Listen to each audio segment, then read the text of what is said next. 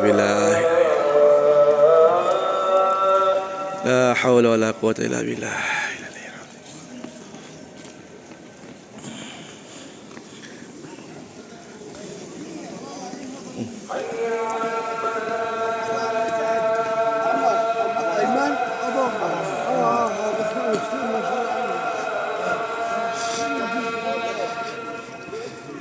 La haula wala quwwata illa billah.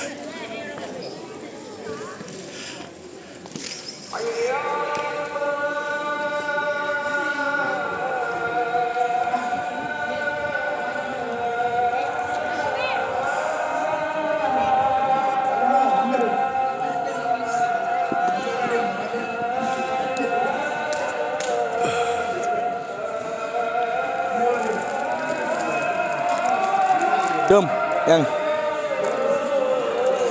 Jom, bang. Malam ya. Ya, jom.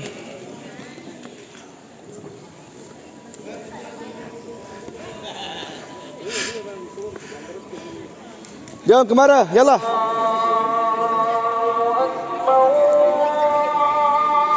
Allah Akbar, Allah Akbar.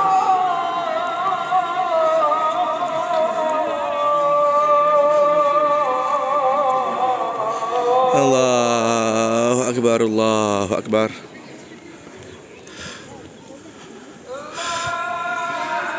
La ilaha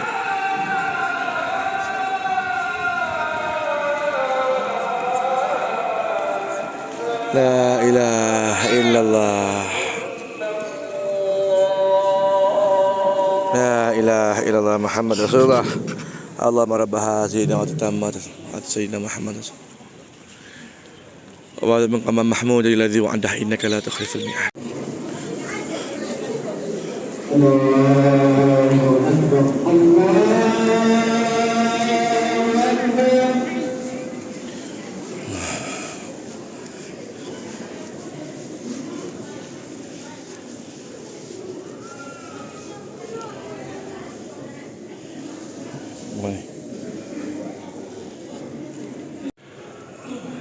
inilah batu ni tuan, ya.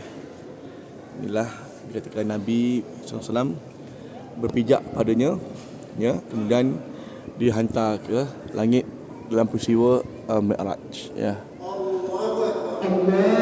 Jadi batu dom ataupun dome of the rock ni, ya, ni dom, ni dom. Dom ialah dom lah, bentuk dom of the rock, ni dia rock kan, batu ni. Bagi Yahudi, dia percaya bahawa inilah batu asal and foundation untuk semua yang ada di bumi, macam itulah, bagi kepercayaan diorang. Lepas tu diorang buat lini ratapan apa semua tu. Bukan hanya ini aja, semua sekali sampailah ke dinding sana. Ini adalah batu Dome of the Rock. Dan kita umat Islam, kita percaya bahawa Nabi SAW datang ke sini menjadi imam kepada nabi-nabi dan rasul-rasul terdahulu. Dan sebelum Nabi jatuh ke langit, Nabi mengimamkan, ya, mengimamkan solat, dan baru Nabi diangkat ke langit, ya. Wallahu ta'ala alam, ya. Jom kita tengok. Wah, nampak?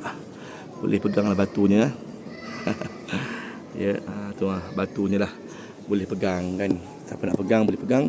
Boleh seluk tangan, dan setiap masa mereka memang mewangikan, ya, letak minyak wangi apa semua untuk yang nak pegang batu ni lah, ya, batu Dome of the Rock ini.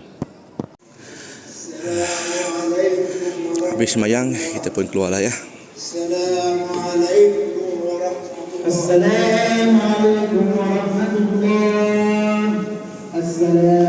Assalamualaikum warahmatullahi wabarakatuh.